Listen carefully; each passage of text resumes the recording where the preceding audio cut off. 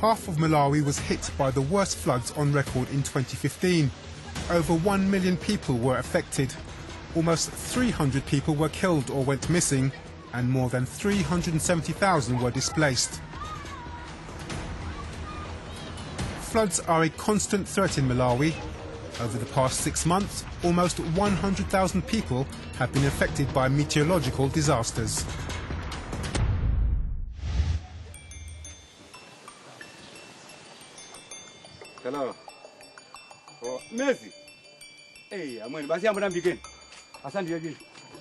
The flood alert is launched. A member of Chapala village's civil protection receives a call from the closest upstream village, where the level of water on River Lungwena has grown dangerously.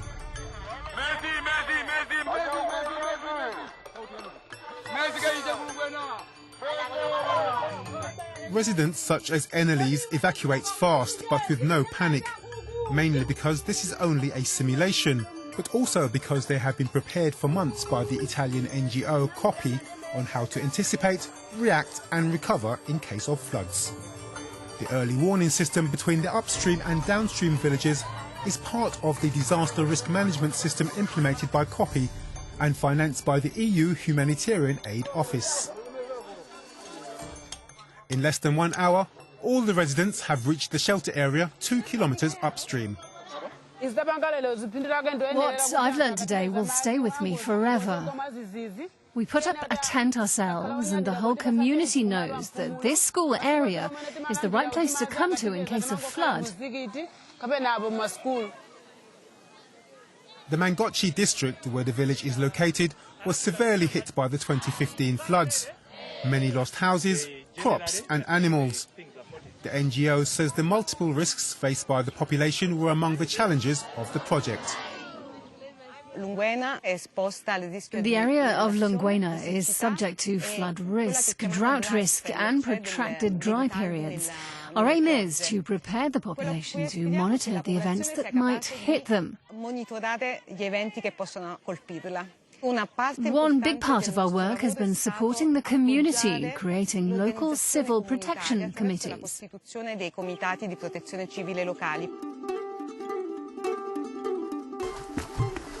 This mark indicates we're on the evacuation route of the village. This path has been identified via a project that matches the latest geographic mapping technologies with local knowledge.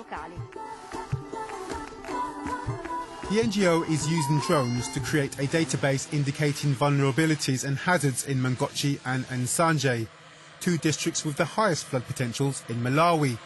The project will end up mapping 16,000 hectares. The drone has been collecting thousands of images, something in the range of 40,000 images. And it's also been collecting points which are used to look at the topography of the area. And from these 2 products, we basically have to process it into a high-resolution image of around 28 centimetres per pixel. These detailed maps allow residents to visualise their community in one go. Chapala villages were asked to locate their houses, potential shelters and evacuation routes. We get the knowledge from the community, which is essential because you need to have a local knowledge to work out where things are for their village, what's important in their village, and what their understanding is of the hazards and the risks. In this region, where natural disasters occur regularly, the EU is helping the population at a community and national level to be more prepared. Some innovative technologies like drone usage seem to give great results in Western countries to know how, where and when to step in faster. We think this can be done here as well. This is why we appreciate and finance this kind of intervention. Some of them are still pilot projects, implemented in respect and harmony with local traditions. Advances in technologies are empowering citizens and decision makers to play a proactive role in managing risks and providing a more efficient and cost-effective disaster response.